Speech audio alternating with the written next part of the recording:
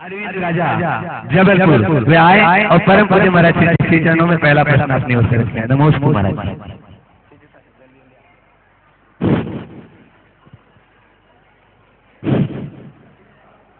पूज्य गुरुवर के चरणों में सादर नमोस्तु।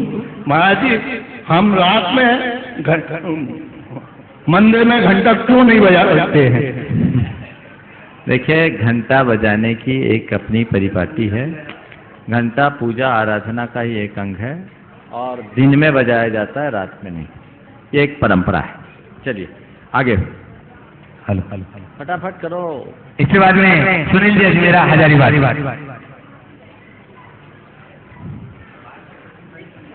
क्या करते हो महाराज जी? नमोस्तु महाराज जी, मेरे मन में एक शंका है। हम लोग बहुत जगह तीर्थ यात्रा में जाते हैं, तीर्थों में जाते हैं, वहाँ अनेक धार्मिक कार्यक्रमों में भाग लेते हैं, बोलियों के द्वारा पात्र बनते हैं और पात्र का कार्य पूरा होने के बाद हम लोग बिना किसी को बताए या किसी कारणवश हम लोग वापस अपने घर चले जाते हैं और वहाँ जाके भूल जाते हैं कि हमने कोई बोली ली है और उसकी इतनी राशि मेरे को देनी है।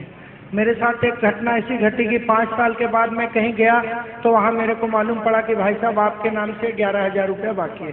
तो मेरे को बहुत खराब लगा। तो महाराज जी, इससे बचने के लिए क्या उपाय करना चाहिए? देखिए, आपने बहुत गहरी बात पूछी, सही बात पूछी।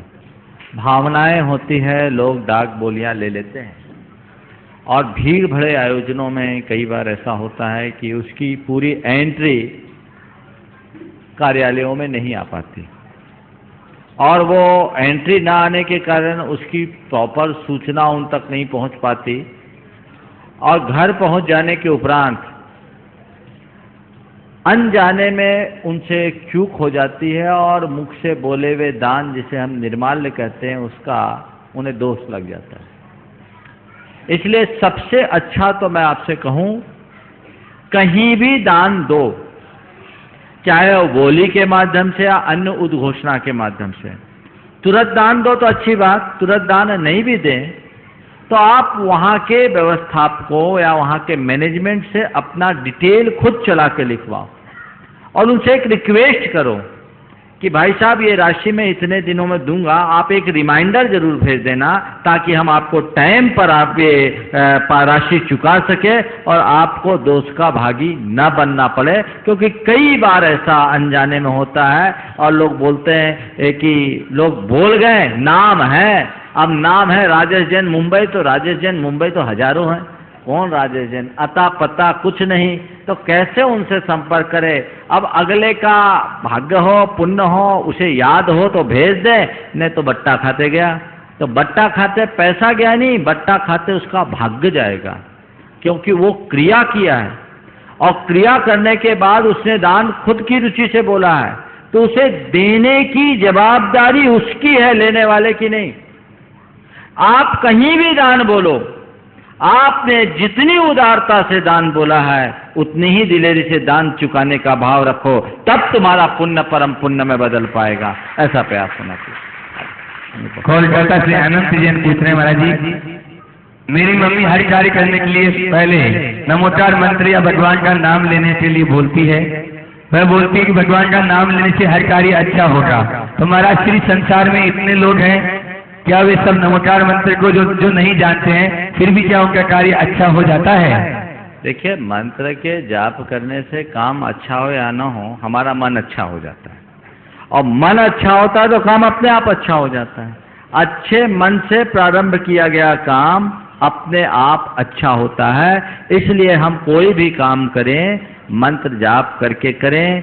और जो लोग नमोकार या अन्य मंत्र को नहीं जानते, उनके लिए भी हम ऐसी भावना भाएं कि उनकी सद्बुद्धि हो, वे अपनी पात्रता को बढ़ाएं और आगे बढ़ें। और प्रश्न बुलाओ ना, जो लोग खड़े हैं। हाँ, शैलेश चौधरी, संजना चौधरी, जबलपुर। जो सामने दिख रहे हैं उनको बुलाना है। अनूप बख्शी जो पर्ची। मोहनलाल जी कैलाश चंदी कोटा, मोहनलाल जी कैलाश चंदी कोटा आज ट्रस्ट से भी जुड़े हैं, ट्रस्टी के रूप में। जोरदार तालियां बजा दीजिए ऐसे महानुभाव के लिए।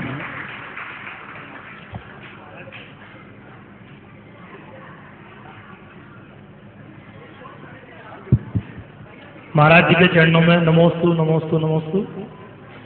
गुरुवर, आपके चरणों से मेरे को जुड़ने का सौभाग्य प्राप्त हुआ। आपका आशीर्वाद सदा मेरे ऊपर रहे। मैं हमेशा आपके चरणों से जुड़ा रहूंगा और ऐसा आशीर्वाद सदा बना रहे। मेरा प्रश्न है कि मन को कई बार अच्छे रूप में काम करने के लिए प्रेरित करते हैं, फिर भी बार बार मन कभी ऊंचा कभी नीचा होता है, तो इस संदर्भ में हमारे को मार्गदर्शन करें कि मन को सही गति कैसे दें। मन का स्वभाव ही कुछ ऐसा है कि वो नीचे की ओर जाना चाहता है, और नीचे की ओर जाने वाले मन को हमें ऊपर उठाने के लिए प्रयास करना होता है। आपने अनुभव किया होगा, नीचे जाने के लिए किसी अतिरिक्त प्रयास की जरूरत नहीं होती। पानी को ढुलका दो, पानी नीचे आएगा, लेकिन ऊपर चढ़ाने के लिए आपको क्या करना पड़ता है? मोटर चलाना पड़ता है। तो ऊपर चढ़ाने के लिए आपको मोटर चलाना पड़ता है। जब आप मोटर चलाएंगे तो पानी ऊपर जाएगा। इसी प्रकार मन अपने संस्कारवश नीचे की ओर जाता है। ऊपर जाने के लिए, ऊपर ले जाने के लिए उसमें आप सत्संग की मोटर चलाते रहें, आपका मन हमेशा ऊपर रहता रहेगा। सत्चिंतन की मोटर चलाएं, आपका मन ऊपर चढ़ता रहेगा। और स्वाध्याय की मोटर घुमाते रहें, आपका मन ऊपर होता रहेगा। मन को ऊपर उठाने का, मन को जागृत रखने का मात्र 3 ही माध्यम है: सत्संग, सम्यक चिंतन और स्वाध्याय। ये आप तीनों अपने जीवन में अपनाइए, आपकी बैटरी हमेशा चार्ज रहेगी, मन कभी नहीं गिरेगा। और जब मन गिरने लगे फिर से रिचार्ज करने के लिए पिन से अपना संपर्क जोड़ दो। अशोक जी बख्शी, जयपुर। नमस्ते महाराज। नमस्ते महाराज। महाराज, क्या दिगंबर जैन समाज में एक माइक नजदीक लेके, हाँ, क्या दिगंबर जैन समाज में एक सर्वमान्य आचार्य होना चाहिए, जिससे सरकार को व समाज को, दीगर समाज को ये मैसेज जा सके कि दिगंबर जैन समाज के सर्वोच्च साधु हैं ये? देखिए, आपने एक ऐसा मुद्दा उठाया है जिसका उत्तर देने के लिए मैं अधिकारी नहीं हूँ। इनका प्रश्न है, क्या दिगंबर समाज में एक ऐसा सर्वमान्य आचार्य होना चाहिए जिससे सरकार और समाज सर्वोच्च रूप से स्वीकार करे, उसको समाज का लाभ मिले? देखिए, कायदे से तो एक आचार्य और एक आचार होना चाहिए। एक आचार्य हो और समाज का एक आचार हो तो समाज में समरसता होगी और वो समाज बहुत सुखी। जैन समाज में एक 13 पंथ संप्रदाय है जिसमें आज भी केवल एक ही आचार्य है, लेकिन दिगंबर समाज का या अन्य जैन में 13 पंथ के अलावा इतर समाजों के साथ कुछ विडंबना ऐसी है कि आचार्यों की भरमार है। और पिछले 15 सालों का जो रिकॉर्ड मैं देख रहा हूं उसमें तो मुझे ऐसा लग रहा है कि आने वाले 10-20 वर्ष बाद दिगंबरों में मुनि दुर्लभ हो जाएंगे, आचार्य जने जने हो जाएंगे। ये बहुत बड़ा गड़बड़ है। आचार्यत्व एक डिग्री नहीं, दायित्व है जो पूरी समाज को दिशा देने वाले हैं, संघ को संचालित करने वाले हैं। लेकिन अब समाज के लोग भी वैसे ही हो गए और अब तो दीक्षा भी इसी शर्त के साथ ली और दी जाती है कि दीक्षा लेते ही आचार्य बने। तो बड़ी विचित्रता है। हमारे संघ में एक ऐलक जी थे, बड़े विनोदी थे, आज वे इस दुनिया में नहीं है, उनका देवलोक हो गया। वो 1988 में कुछ पंक्तियां लिखे थे, आपके प्रश्न के संदर्भ में मैं एक सुनाना चाहूंगा। उसमें लिखा, 21वीं शताब्दी में नमोकार मंत्र के शेष 2 पद न जाने कहां सोच खो जाएंगे। ध्यान से सुनना, 1988 में लिखा, 21वीं शताब्दी में नमोकार मंत्र के शेष 2 पद न जाने कहां खो जाएंगे, क्योंकि तब तक हर मुनि आचार्य बन जाएंगे। ये बड़ी बीमारी है और इस बीमारी से समाज को बचाकर रखना चाहिए। अनूप जी जैन, कानपुर, और अनूप प्रीति जैन इनके साथ में। प्रीति जैन को बुला रहा हूं। बंधुओं, ये वो दोनों शख्स हैं कानपुर से जिन्होंने नमोकार महामंत्र को न केवल जपा है, अपितु उसके प्रभाव को अपने जीवन में महसूस भी किया है। परम पूज्य महाराज श्री की मंगलमयी देशना से जब इन्होंने नमोकार महामंत्र का प्रभाव जाना और उस प्रभाव को अपने जीवन में अपनाया, वे अपने ही मुख से शॉर्ट में बता रहे हैं। अनुप्रिया और फिर प्रश्न भी बोलिए। प्रीति जी बता रही हैं और फिर प्रश्न भी पूछ रही है। नमोस्तु महाराज, नमोस्तु। हमने तो ऐसा चमत्कार देखा है महाराज श्री के सानिध्य में। हम लोग बिहार करा रहे थे जब महाराज जी कानपुर गए, तो मरसलगंज में हम लोग दर्शन किए, महाराज जी से मिले, दर्शन करने गए तो महाराज जी से हमारी माता श्री ने कहा कि इसकी तो तबीयत ठीक नहीं रहती है महाराज जी। हमने तो अपने कहा भी नहीं, हमने कहा कि महाराज जी से क्या बोलना, तबीयत तो सबकी आजकल ऐसे ही चलती है। लेकिन हमारे 5 ऑपरेशन हो चुके थे, उसके बावजूद हर महीने पेट में दर्द इतना भयंकर उठता था कि ऑपरेशन मतलब हर महीने हमको हॉस्पिटल में एडमिट होना पड़ता था। कहीं नाक में नली डाली डाल रही, कहीं कुछ, बहुत तकलीफ थी। महाराज जी बोले इसमें क्या है, नमोकार मंत्र लिखना शुरू कर दो। 1 घंटे शुद्ध कपड़े पहन के हमने 3 महीने ही मुश्किल से लिखा होगा नमोकार मंत्र, एकदम ऐसे गायब हो गया पेट का दर्द, सब दवाइयाँ मेरी बंद हो गई। आज मैं एकदम स्वस्थ हूँ। बंधुओं, ये जो अभी बोल रही है, ये इसमें मेरा कुछ रोल नहीं, इसकी श्रद्धा का चमत्कार। 3 दिन पहले एक प्रश्न आया था कि लोग आज चमत्कार को नमस्कार करते हैं, और मैंने जवाब में दिया था कि चमत्कार को नमस्कार जैन संस्कृति नहीं करती। जैन संस्कृति नमस्कार में चमत्कार घटित करने वाली संस्कृति, और इसने ये कर दिखाया।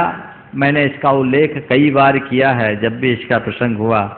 8-10 दिन 12 दिन पहले एक जब प्रसंग आया था तो इनका उल्लेख किया, मैंने नाम भी भूल गया था। आज जब ये लोग दिख गए, हर साल आते हैं मेरे पास, तो मैंने कहा आज तुम जरूर अपना अनुभव लोगों को बताना, और इधर उधर भटकने की जगह पंच परमेष्टि की शरण में जाओ, तुम्हारे सारे पाप क्षय होंगे और तुम्हारे जीवन का कल्याण होगा। सुमान सागर महाराज जी की जय। उसके बाद में अनिल जी बंटू पाड़िया कोलकाता। महाराज जी एक प्रश्न अविनायक इंदौर पूछे हैं, हमारे बच्चे स्पोर्ट्स, पॉलिटिक्स, फिल्म इंडस्ट्री आदि में इतने पिछड़े क्यों हैं? स्पोर्ट्स, पॉलिटिक्स, फिल्म इंडस्ट्री में इतने पीछे क्यों हैं? मैं क्या जवाब दूं? कहाँ कहाँ आगे आने चाहते हूँ? भाई, ये समाज है और हमारी जनसंख्या का अनुपात अगर हम देखें तो वर्तमान सेंसस के अनुसार 55 लाख जैनी हैं, जैसा अभी राजेश जैन IAS ने 2 दिन पहले बताया। सेंसस के हिसाब से सब मिला ले, छोटे आगे पीछे वाले, तो 1 करोड़। 120 करोड़ में 1 करोड़ यानी 1% भी नहीं, तो 99% लोग आगे आएंगे, उसमें 1% को कहाँ हिस्सा मिलेगा? इसलिए हताश होने की जरूरत नहीं। हर क्षेत्र में जैनी आगे हो इसकी कोई गारंटी नहीं, पर मैं इतना कहना चाहूँगा, स्पोर्ट्स, पॉलिटिक्स और क्या पूछा, फिल्म इंडस्ट्री, इसमें जैनी पीछे रहे मुझे इसकी परवाह नहीं, पर उदारता और दानशीलता में यदि जैनी पीछे हो जाए तो चिंता की बात जरूर है। आज जैनी संख्या में भले कम है, लेकिन इस क्षेत्र में बहुत आगे हैं, और यही जैनियों की प्रतिष्ठा का मूल आधार है। अनिल जी के बाद गुणायतन जी मंत्री श्रीमती लता जी गंगवाल तैयार है। महाराज जी, जीवन में निमित्त उपादान की क्या प्रयोजन है? निमित्त और उपादान की क्या महत्ता है, मैं आप मुझसे आए हो समझने के लिए। क्यों आए? ये प्रश्न मुझसे क्यों पूछ रहे हो? क्यों पूछ रहे हो मुझसे? क्या बात हो गई? अब मैं बोल रहा हूँ, ये मुझसे पूछने क्यों आए? हाँ, क्यों आप निमित्त हो, हम निमित्त क्यों हैं? हम आपको समाधान दे सकते हैं, ठीक है ना? आपको ये विश्वास है कि हम आपको समझा सकते हैं, इसलिए आप मेरे पास आए, तो आपके प्रश्न में ही जाहिर होता है कि मेरे बाहर भी मुझे कोई समझा सकता है। समझ गए? तो आपका ये विश्वास है कि मैं आपको समझा सकता हूँ, ये वास्तविकता है, और आप समझे, ये कोई जरूरी नहीं। समझ गए?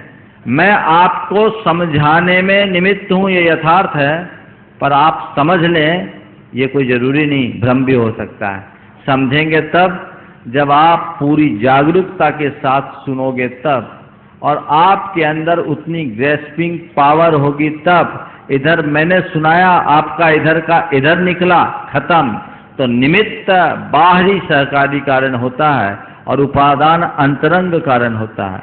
कारण कार्य के सिद्धांत के अनुसार उपादान कारण के सदृश ही कार्य होता है। तो उपादान मूल होता है, लेकिन उसे उभारने में निमित्त की बड़ी भूमिका होती है। सब कार्य हमारे भीतर होता है, गुरु केवल निमित्त बनते हैं उसको उभारने में। हम व्यवहार में निमित्त के प्रति अपनी कृतज्ञता ज्ञापित करते हैं, लेकिन निरुपादान वस्तु में निमित्त कुछ नहीं कर सकता।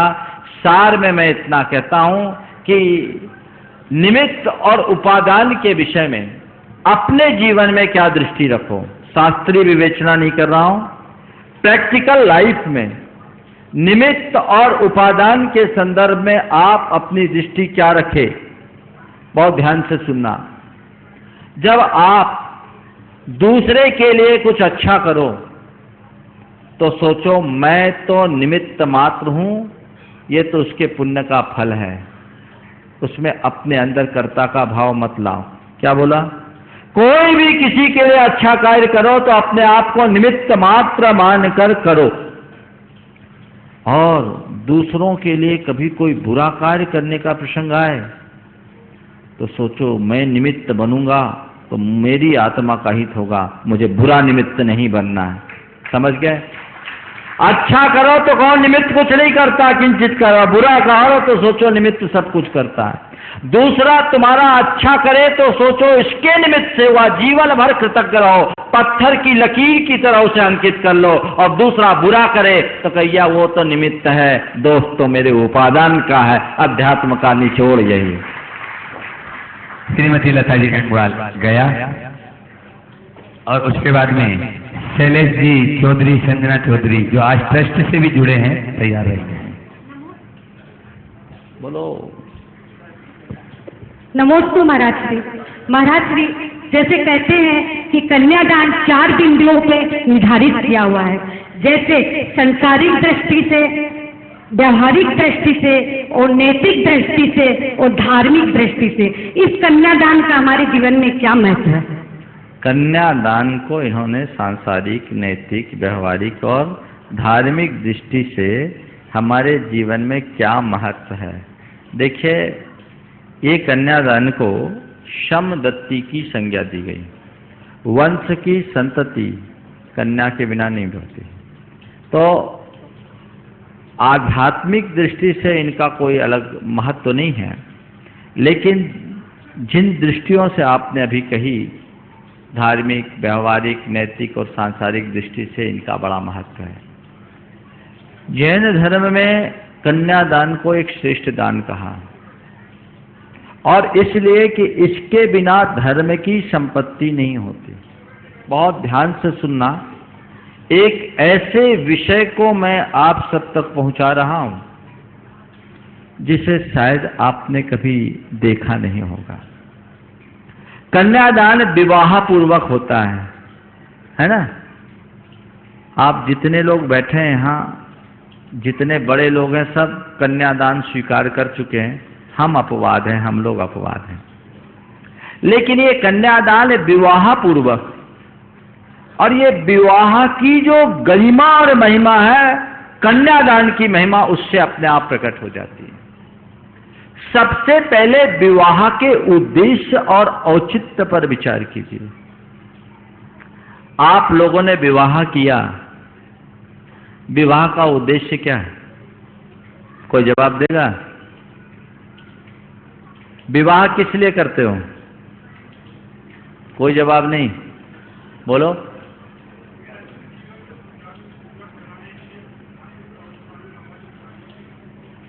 जीवन को सुचारू रूप से चलाने के लिए, धार्मिक सामाजिक कार्य करने के लिए विवाह करते हैं।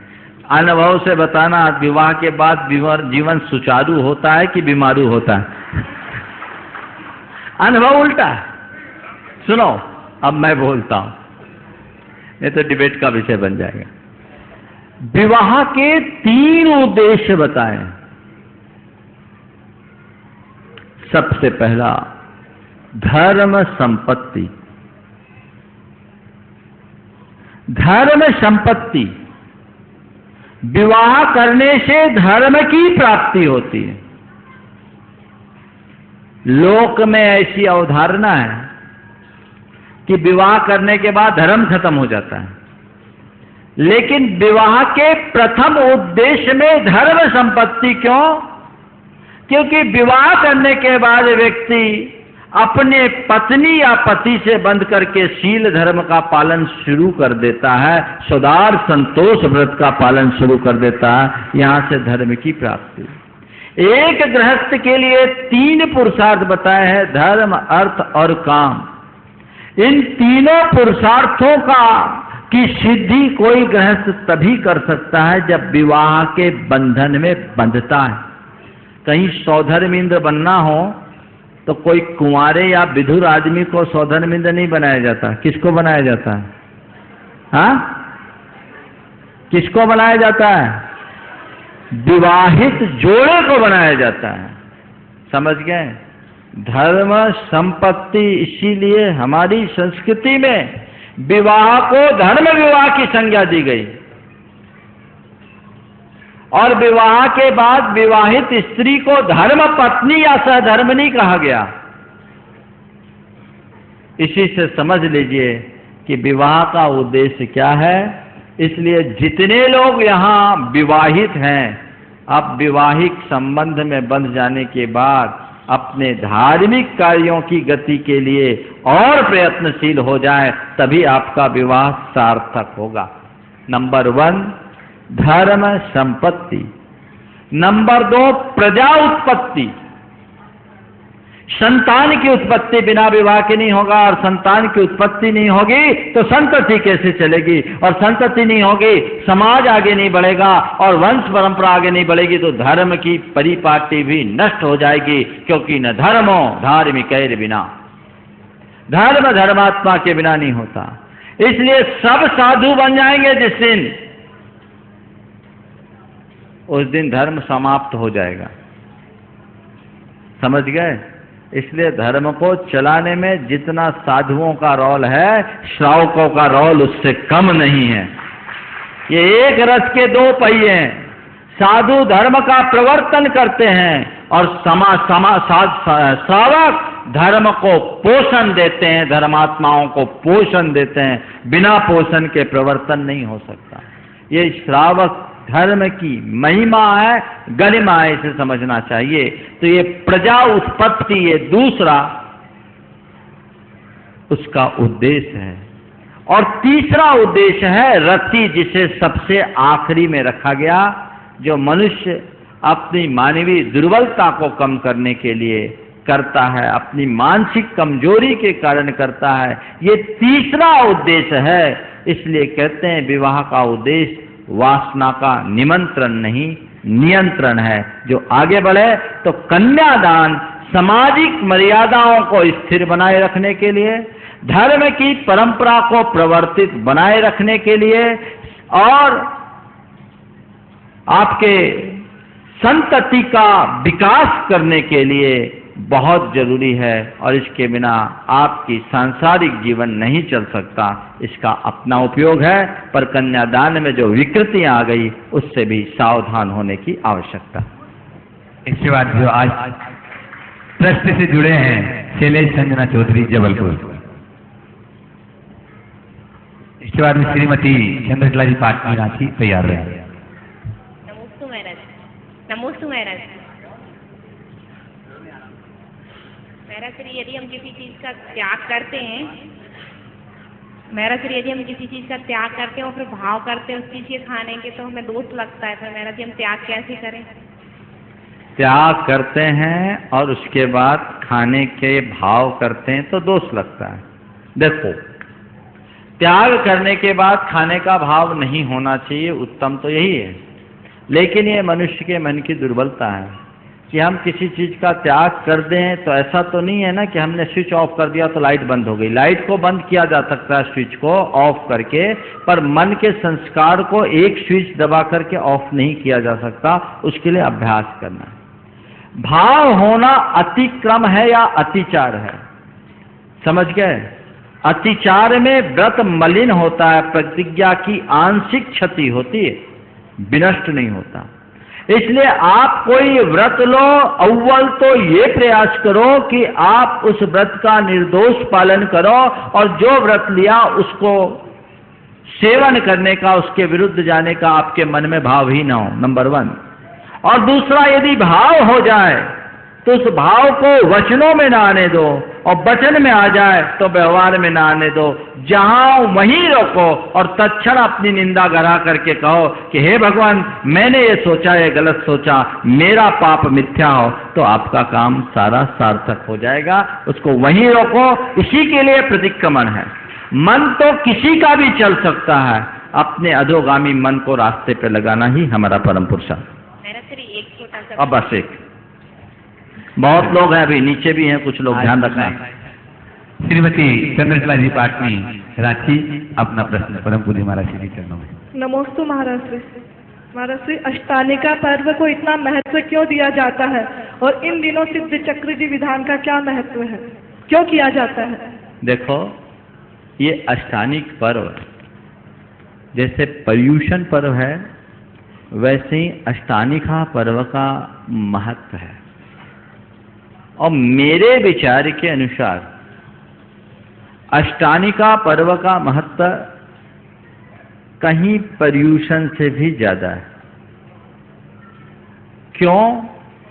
पर्यूषण पर्व को अच्छा, पवित्र, उत्तम, आध्यात्मिक पर्व कहा है, लेकिन ये आप कहीं भी कर सकते हो। लेकिन अष्टानिका पर्व के संदर्भ में जब हम विचार करते हैं तो हमें लगता है कि ये तीर्थ यात्रा का और धार्मिक अनुष्ठान का महापर्व है। आप लोगों को पता है, अष्टानिका के दिनों में पूरा स्वर्ग खाली हो जाता है। चारों निकाय के देव नंदीश्वर द्वीप में जाकर भगवान की पूजा, आराधना, वंदना करते हैं। पता है, नंदीश्वर सुर जाए लिए सुदरब है, सरब परब में बड़ो 28 परब है, हमें शक्ति सुनाई यहाँ करी स्थापना, पूजे जिनका हित है आपना। मुझे किया, पूजा किए बहुत साल हो गए। तो ये नंदीश्वर द्वीप में स्वर्ग के देव जाते हैं। मेरे मन में ये प्रश्न उठा कि स्वर्ग के देव नंदीश्वर द्वीप जाकर के भगवान की 8 दिवसीय आराधना क्यों करते हैं? क्योंकि जो भगवान नंदीश्वर द्वीप में, वही भगवान उनके विमानों में। अकृत्रिम जिनबिंबों में कोई अंतर नहीं रहता, सबकी साइज सब एक होती। तो आखिर ऐसा क्यों? ये प्रश्न है। तो मेरे मन में इसका उत्तर आया कि जिस गांव में हम रहते हैं, उन भगवान के रोज दर्शन करते हैं, उसमें वो मजा नहीं आता। जब तीर्थ जाते हैं तो कुछ मजा और हो जाता है। तो देवता लोग अपने विमानों के भगवान के रोज दर्शन करते हैं कि यहां मन नहीं भरा, चलो हम लोग भी टूर के लिए चले। ये इस समय जो है ना, 28 के दिनों में सारे देवता टूर पे रहते हैं। कौन से? तीर्थ यात्रा। समझ गए? आप लोग भी करते हैं। आप भी देखिए, आप अपने घर के, गांव के मंदिर में दर्शन करते। भगवान तो वैसे सब ठीक एक ही हैं, लेकिन जहां नित्य दर्शन करते वहां के भाव, और समेत शिखर जैसे क्षेत्र पे आते हैं वहां के भाव, और यहां भी जब पारसनाथ तोप पे जाते हैं वहां के भाव। अंतर है। तो देवता लोग भी कहते चलो नंदीश्वर द्वीप, 7 समुद्र पार, 16 स्वर्ग तक के देव नीचे धरती पे आते, 6 राजू ऊपर तक के देव। फिर दूसरा प्रश्न मेरे मन में आया, अरे भैया, देवताओं को मूर्ति पूजा की क्या जरूरत? तीर्थ में जाने की क्या जरूरत? वो तो तीर्थंकर के चरणों में जाने की योग्यता रखते हैं। साक्षात विदेश चले जाए, भगवान के समोसरण में चले जाए, उनकी दिव्य वाणी सुन ले, उनका दर्शन कर ले और अपने जीवन को धन्य कर ले, उनको तो खुली अनुकूलता है।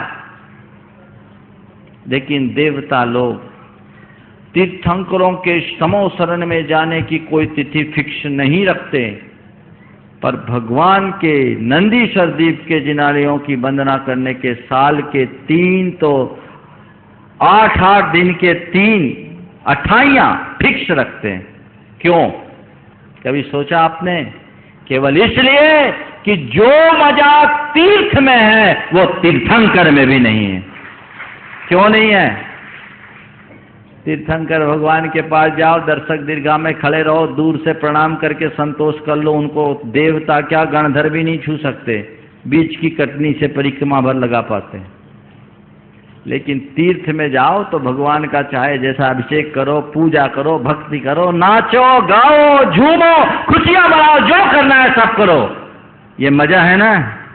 तो देवता लोग इन तिथियों में भगवान के चरणों में जाते हैं। अब सवाल है इन्हीं तिथियों में क्यों? क्योंकि इन दिनों के काल को मंगल काल कहा, काल मंगल है, इसलिए जाते हैं। तो बंधुओं मैं आप सबसे कहना चाहता हूं, देवता होते तो नंदीश्वर दीप जाते हैं, इंसान बने हों तो कम से कम उस अवधि में इन शाश्वत तीर्थों में आने की प्रवृत्ति डालो और अपने जीवन को निहाल बनाओ। इन दिनों 8 दिन के लिए एकदम ये कहो कि हम घर बार छोड़कर, व्यापार छोड़ करके तीर्थ स्थल पर जाएंगे और वहां भगवान की पूजा आराधना करेंगे, सिद्ध चक्र महामंडल विधान करेंगे। सिद्ध चक्र महामंडल विधान सर्वोपरि अनुष्ठान के रूप में गिना जाता है। 8 दिन नंदीश्वर के होते और 8 दिन सिद्ध चक्र। सिद्ध चक्र ऐसे तो कभी भी लोग कर लेते हैं, करा जा सकता है, लेकिन मैना सुंदरी ने अष्टानिक के दिनों में ही 8 दिन तक सिद्ध चक्र की आराधना की। आप भी आराधना करो, इसमें व्रत उपवास करके करो, जीवन निहाल हो जाएगा। मौका आप सबके लिए है। यहाँ भी इस वर्ष के 28 में सिद्ध चक्र विधान का आयोजन यहाँ की समिति ने किया है। आप सबको सुनहरा मौका है, आओ, घर परिवार भूल जाओ और भगवान की भक्ति में ऐसे झूमो, ऐसे झूमो, ऐसे झूमो कि तुम्हारी मुक्ति का मार्ग प्रशस्त हो जाए, सारा संसार सिमट जाए। ये एक बहुत अच्छा मौका है, प्रवृत्ति डालनी चाहिए। जो लोग 50-60 साल की उम्र पार कर गए, जिनके बच्चे कारोबार संभालने में सक्षम हो गए, उनको तो चाहिए अब ऐसे करते 10 दिन 10 लक्षण और 3 अठाइयों के 24 दिन, कम से कम इतने दिन तो घर परिवार छोड़कर तीर्थ क्षेत्रों में गुरुओं के सानिध्य में प्रभु आराधना का मौका चुनिए। जीवन में आनंद आनंद की वर्षा होगी। इसके बाद में जो आज नए ट्रस्टी बने हैं सतीश जी मोदी सागर। नमोस्तु महाराज श्री, नमोस्तु महाराज श्री, नमोस्तु महाराज जी। महाराज श्री से हम लोग करीब 25 वर्षों से बुंदेलखंड से जुड़े हुए हैं और हमारे पास कुछ नहीं था और आज महाराज जी के आशीर्वाद से हम लोगों के पास बहुत कुछ है और यहाँ तक कहें कि सब कुछ आ गया। अब सिर्फ महाराज के दर्शन होते रहें साल में एक बार, ऐसा महाराज जी से हमें आशीर्वाद चाहिए है और हम और हमारा परिवार हमेशा जुड़ा रहे महाराज श्री से। मेरा क्वेश्चन है कि महाराज श्री दीपावली का पूजन किस तरीके से होना चाहिए? लोग अलग अलग तरीके से करते हैं और दूसरा, क्या हम अपनी दुकान और घर की सभी पूजाएं निर्माण लाडू के साथ के बाद कर सकते हैं? देखिए, दीपावली की पूजा एक्चुअल में हमारी जो भी पूजा आराधना होती है वो देवस्थान में होती है, भगवान के मंदिर में होती है, पर दीपावली एक लोक पर्व भी है और लोक पर्व होने के नाते लोक में सब लोग अपने अपने घर में ज्योति जलाते हैं और उस दिन बही खाते आदि की पूजा करते। पूजा क्या करते? ये पूजा नहीं है, बही खाती का सत्कार है और नीति न्याय से अपने कारोबार को करने के संकल्प की अभिव्यक्ति। आपने कभी विचार किया? देखो, भारतीय परंपरा की बारीकियों को समझिए। आप बही में क्या लिखते हैं? शुभ लाभ। क्या लिखते हैं? क्यों लिखते हैं? लाभ शुभ क्यों नहीं लिखते हैं? हमारे यहाँ लाभ को शुभ नहीं, शुभ मंगल कल्याण श्रेष्ठता का प्रतीक है। हम उसी में अपना लाभ मानते हैं जिसमें कल्याण हो, क्षेम हो, मंगल हो, श्रेष्ठता हो। तो इस भाव से शुभ लाभ लिखा जाता है। उसी प्रतिबद्धता को प्रकट करने के लिए एक शुद्धि आदि की जाती है। और हम कोई भी मांगलिक कार्य करते हैं तो भगवान का नाम लेकर के करते हैं, तो उस भगवान का नाम स्मरण करें, मंगलाष्टक पढ़े और शेषाक्षत को चारों तरफ छेड़े, दिग्बंधन करे, परमेष्टि की आराधना करे। चूंकि भगवान महावीर का निर्वाण हुआ तो भगवान महावीर की आराधना कर ले। गौतम स्वामी को उस दिन केवल ज्ञान हुआ शाम को, तो गौतम स्वामी की पूजा या सरस्वती की पूजा कर ले। ये हमारी मूलभूत परिपाटी थी। लेकिन दीपावली बनियों का त्यौहार हो गया और लोक धारणा ये हो गया कि दीपावली के दिन पूजा अनुष्ठान करो, लक्ष्मी जी प्रसन्न रहेगी और घर में बम पर पैसा बरसेगा। ये लोक ख्याति है दीपावली के दिन में। और लोग चूंकि व्यापारी हैं, व्यापारी वर्ग ज़्यादातर अर्थ से जुड़ा होता है, तो उसका पहला धर्म पैसा कमाना होता है। तो उसके चक्कर में वो अनेक प्रकार के देवी देवताओं की कल्पनाओं में जुड़ जाता है और वो पूजा अर्चा उसने करना शुरू कर दिया। यही गड़बड़ी हो जाती है। उसको संभालिए, इस तरह की आस्था मत रखिए। अगर किसी देवी की पूजा करने से धन संपन्नता होती है तो जिस देवी की दुनिया के लोग पूजा नहीं करते उनको तो धन संपन्नता होनी ही नहीं चाहिए। और विश्व के नंबर 10 में कितने हैं जो लक्ष्मी पूजा करते हैं? टॉप 10 में कितने हैं? थोड़ा देखो। एक्चुअल में इसकी वास्तविकता को समझो। यदि किसी देवी की पूजा आराधना से धन संपन्नता की प्राप्ति हो जाए तो दुकान बंद कर दो, उन्हीं की आराधना करो, तुम्हारा घर भर जाएगा, न भूतो न भविष्यति। तो दीपावली की पूजा आप इसी मनोभाव के साथ करें। और दीपावली में मूल पूजा तो आप प्रातः काल कर ले, शाम को आप ज्योति करें, प्रकाश करें, कोई बुराई नहीं। रात्रि में पूजा मत करें, किसी मुहूर्त के चक्कर में मत पड़े। सबसे उत्तम तो है मंदिर में लाडू चढ़ाया, उसके बाद आके दुकान की पूजा कर ले। ध्यान रखना, तुम्हारी बरकत अनुकूल संयोग के होने पर होगी और अनुकूल संयोग पुण्य के उदय से बनेंगे, पूजा करने से नहीं बनेंगे। और पूजा करने से भी तब बनेंगे जब परमेष्ठी की पूजा करोगे, अन्यों की नहीं। इसके बाद में ओम कासलीवाल जयपुर तैयार रहें। महाराज जी, रमेश जी जैन पूछ रहे हैं, पाप या पुण्य के भय से धर्म पालन का क्या औचित्य है अथवा यह कितना सार्थक है? देखिए, प्रारंभिक रूप में बच्चे को, किसी भी व्यक्ति को जब तक डराओ नहीं तब तक काम नहीं होता। एक कहावत है, भय बिन प्रीत न होए गोसाई। बिना भय के प्रीत नहीं होती। तो बचपन से पाप का डर और पुण्य का लोभ जगाकर लोगों को धर्म से जुड़ाया गया। पर यह बहुत सही कंसेप्ट नहीं है। धर्म का वास्तविक स्वरूप दर्शाकर जिनको धर्म से जोड़ा जाएगा वे स्थायी रूप से धर्म करेंगे और उनका धर्म उनके प्रत्येक विचार और व्यवहार में प्रतिबिंबित होगा। और जो इस तरह के भय या लोभ से करेंगे उनका धर्म केवल मंदिर में होगा, बाहर नहीं होगा, वो बहुत काम में नहीं आता। इसलिए वो बहुत ज़्यादा प्रशंसनीय नहीं है। प्राथमिक भूमिका के लोगों के लिए ऐसा ज्ञान दिया जाए तो बात अलग है, लेकिन जो समर्थ हैं उन्हें तो आगे बढ़ाना ही चाहिए। नमस्ते महाराज जी।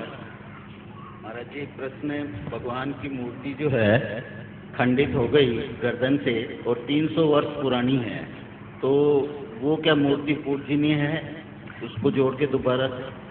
देखिए, ऐसा लिखा है कि 100 वर्ष से प्राचीन व्यंगित प्रतिमा भी पूज्य है।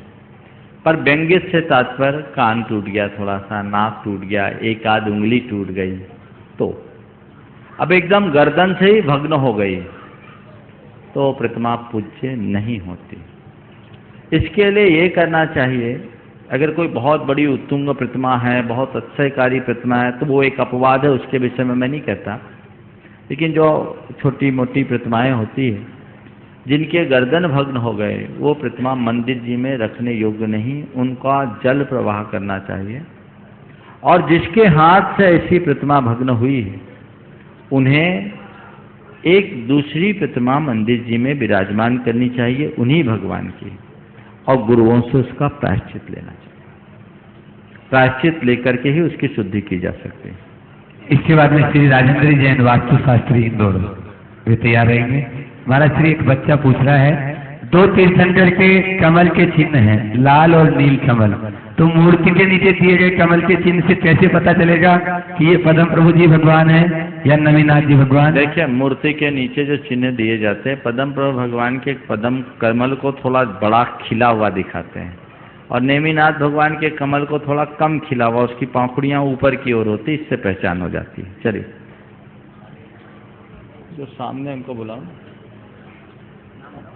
उधर से भी कुछ पूछने चाह रहे, आ जाओ आ जाओ आ जाओ, जल्दी से आ जाओ, नाम दे दो, एक आध जना हो जल्दी, बस लास्ट प्रश्न, एक दो। महाराज श्री राजा श्रेणी के भगवान महावीर स्वामी जी के समूहशरण में जाकर लगभग 60,000 प्रश्न किए थे, तो उन प्रश्नों का सारांश क्या है और वो हमें किस ग्रंथ में मिल सकते हैं? देखिए, मनुष्य के मन में इतने प्रश्न उठते हैं कि पूछो मत। भगवान महावीर तो 30 वर्ष में राजा सैनिक ने 60,000 प्रश्न पूछे। अभी मेरे को 60 दिन नहीं हुए, डेली 50-40 प्रश्न मेरे पास आ रहे हैं। रेशियो निकाल लो क्या है। प्रश्न तो मनुष्य के मन के एक उपज है।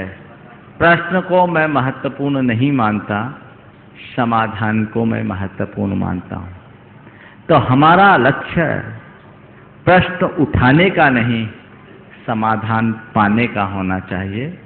जब तक मनुष्य संसार में है, उसके सामने समस्याएं हैं और प्रश्न हैं, और जब तक वो अपनी दृष्टि को नहीं बदलता, प्रश्न खड़े रहते हैं। दृष्टि के परिवर्तन से ही प्रश्न समाधान में परिवर्तित हो जाते हैं।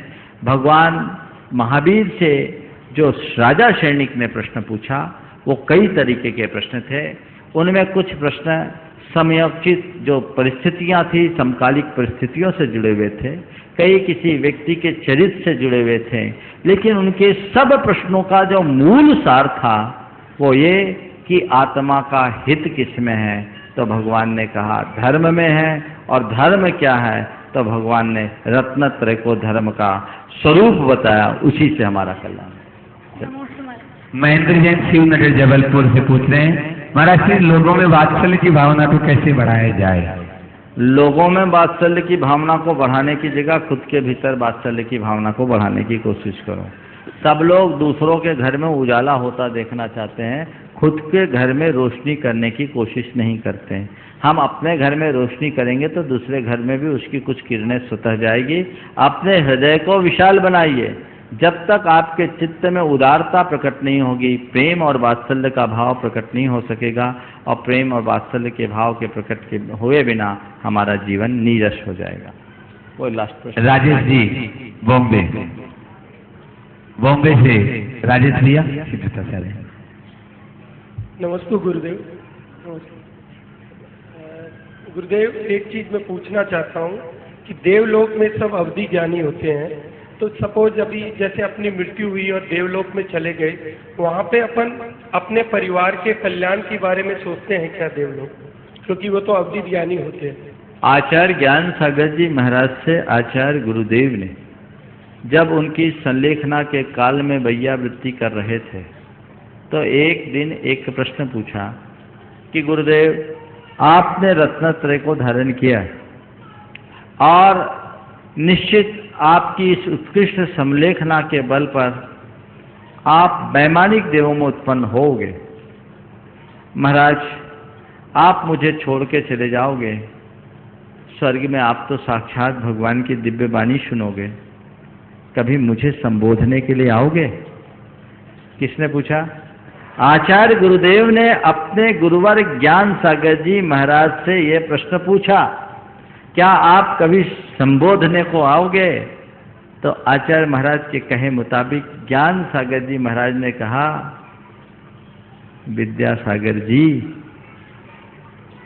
संसार की यही विचित्रता है, जो जहाँ जाता है वहीं रम जाता है, किसी को फुर्सत नहीं। धन्यवाद। समझ गए? तो तुम जिसके लिए रोते हो वो तुम्हारे लिए नहीं रोएगा, इसलिए कोई चले जाए तो रोना बंद कर दो। हालांकि दोपहर में मैं यही कहा था कि कहते हैं कि किसी के लिए रो रहा है, आदमी दूसरे के लिए नहीं रोता, खुद के लिए रोता है। कहते हैं भगवान ने उनकी सुन ली, उनकी नहीं सुनी, तुम्हारी सुनी कि चले गए बला टली। चलिए अब शंका समाधान के सत्र को। गुरुदेव नमोस्तु नमोस्तु नमोस्तु। गुरुदेव कल जल्दी करो। वास्तु विद्या का सर्वप्रथम ज्ञान भगवान आदिनाथ ने अपने तृतीय पुत्र को चित्रकला और चतुर्थ पुत्र को विश्वकर्मा के नाम से जो थे, तो क्या यह नाम के बारे में लेकर के कई लोगों को भ्रांति है कि चतुर्थ पुत्र का नाम विश्वकर्मा था या नहीं? क्या वाकई में उनको ज्ञान दिया था? और इस ज्ञान का हम श्रावकों को जो कर्मों के सताए हुए हैं उनको परिपालन करना चाहिए या नहीं? देखिए, वास्तु के विषय में भगवान ऋषभदेव के 2 पुत्रों के अलावा बाकी पुत्रों का नाम मुझे याद नहीं है, क्योंकि मेरी स्मरण शक्ति बड़ी कमजोर है, समझ गए? तो 2 को ही जानता हूं मैं, भरत और बाहुबली को, बाकी को पता नहीं। आपने विश्वकर्मा नाम कहाँ से याद किया होगा? कहीं ना कहीं तभी याद किया, मुझे खोजना पड़ेगा। ठीक है, अब रहा सवाल वास्तु का। वास्तु का जैन शास्त्रों में उल्लेख तो मिलता है, पर वास्तु के संदर्भ में मैं बड़े स्पष्ट शब्दों में आपसे कहना चाहता हूं, मैं वास्तु को मानता हूं, वास्तु का हवा नहीं मानता। द्रव्य क्षेत्र काल भाव के निमित्त से कर्म अपना फल देते हैं। द्रव्य क्षेत्र काल भाव के निमित्त से कर्म अपना फल देते हैं। वास्तु शुद्धि का मतलब केवल क्षेत्र शुद्धि है। द्रव्य काल भाव, वास्तु अगर चारों के 25-25% लें तो वास्तु का केवल 25% रोल है, जबकि कर्म शास्त्र के अनुसार द्रव्य क्षेत्र काल भाव में 75% भाव का रोल होता है और 25% द्रव्य काल और क्षेत्र का। तो उन द्रव्य काल क्षेत्र को 25% में अगर हम बांटें तो 8.8% होता है, 8.33%। उस 8.33% के लिए इतनी मगजमारी करने की जगह जो 75% है उसमें अपना दिमाग लगाओ, सारी वास्तु तुम्हारी ठीक हो जाए। 8.33 को भी ठीक करो, लेकिन जब आपको कोई पेपर देना होता है और समय कम होता है तो आप क्या करते हो? ज्यादा मार्क्स वाले क्वेश्चन को पहले लेते हो कि ज्यादा लिखना पड़े और कम मार्क्स आए उसको? जिसमें कम लिखना पड़े और ज्यादा मार्क आए उसको सोल्व कर लो। तो मैं आपको ये कहता हूं, भाव शुद्धि के आगे कोई वास्तु काम नहीं करता। यानी कि भाव, सुना मेरी बात, मेरी पूरी बात सुनो, अभी पूरी बात नहीं हुई। जैसे ज्योतिष में एक बात आई, जब मुहूर्त शास्त्र पढ़ा मैंने, पूरा मुहूर्त शास्त्र पढ़ने के बाद, बस 1 मिनट में से पूरा कर रहा हूं क्योंकि और कार्यक्रम है, ये मुद्दा ऐसा है, लंबा चर्चा का विषय कर लूंगा। मुहूर्त शास्त्र पढ़ा तो पूरे मुहूर्त शास्त्र पढ़ने के बाद ये आया कि 108 चीजें शोधो तो एक पंचकलानक होगा। वो 108 बातें पूरी पॉजिटिव 10-5 बरस में एक आध होती है। बोले नहीं है तो क्या करें? बोले 108 में जितने ज्यादा हो जाए कर लो। बोले ज्यादा नहीं मिले तो क्या? नेगेटिव नहीं है तो कर लो। बोले नेगेटिव भी ज्यादा आ रहे, काम जरूरी तो क्या करें? बोले एक काम करो, 2-4 नेगेटिव छोड़ दो। बोले वो भी नहीं जा रहे तो बोले एक काम करो, लग्न बल से काम कर लो। बोले लग्न बल से काम नहीं हो, काम करना जरूरी है तो क्या करें? बोले मनोबल से काम कर लो। हमने कहा ये पहले पढ़ लेता तो मुहूर्त पढ़ने की जरूरत क्या? तो वास्तु अपना निमित्त है, वास्तु का मैं निषेध भी नहीं करता, यथासंभव पालो।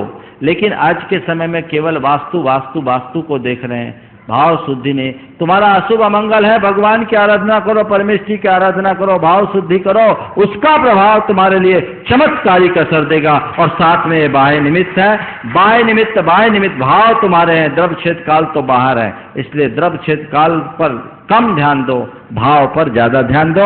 इस शंका समाधान के सत्र को अभी यहाँ रोकते हुए, चूंकि कुछ महत्वपूर्ण कार्य है इसलिए मैं अभी बात को विराम दे रहा हूँ। बहुत सारे लोग जो आज इस ट्रस्ट से जुड़े हैं, दिनों दिन लोग आकर के जुड़ते जा रहे हैं। मेरे पास लोग चला के आते हैं। आज कैलाश भाई कोटा से आए, बोले महाराज जी मुझे आदेश दें। मैंने कहा आदेश मैं क्या दूं, मैं तो उपदेश देता हूँ। बोले महाराज उसी के लिए आया हूँ, आप आदेश दे। ऐसे मनोभाव, बोले मैं पहले भी आया, इस बार केवल मैं इस भाव से आया हूँ कि मुझे गुणायतन से जुड़ना है। सतीश भाई भी आज मुझसे यही कहे कि मुझे जुड़ना है, शैलेश आए, ये सब चला कर आके कह रहे हैं, जो इस बात का प्रतीक है कि देश भर की जनता को लग रहा है कि सम्मेद शिखर में कोई सर्वोत्कृष्ट कार्य हो रहा है और यहाँ मैं जो योगदान दूंगा उसमें मेरा और आने वाली पीढ़ियों का कल्याण होगा। जिनको इससे जुड़ना है जुड़ते जाओ। मैं तो एक ही बात कहता हूँ, जगन्नाथ का रथ है, निकल पड़ा है, लक्ष्य तक जाकर ही रुकेगा। जो जितना हाथ लगा ले वो उतना पुण्य कमाएगा। आप एक एक करके जितने लोग यहाँ आए हैं, कम से कम इसमें आप दान न दें तो दान की अनुमोदना करें।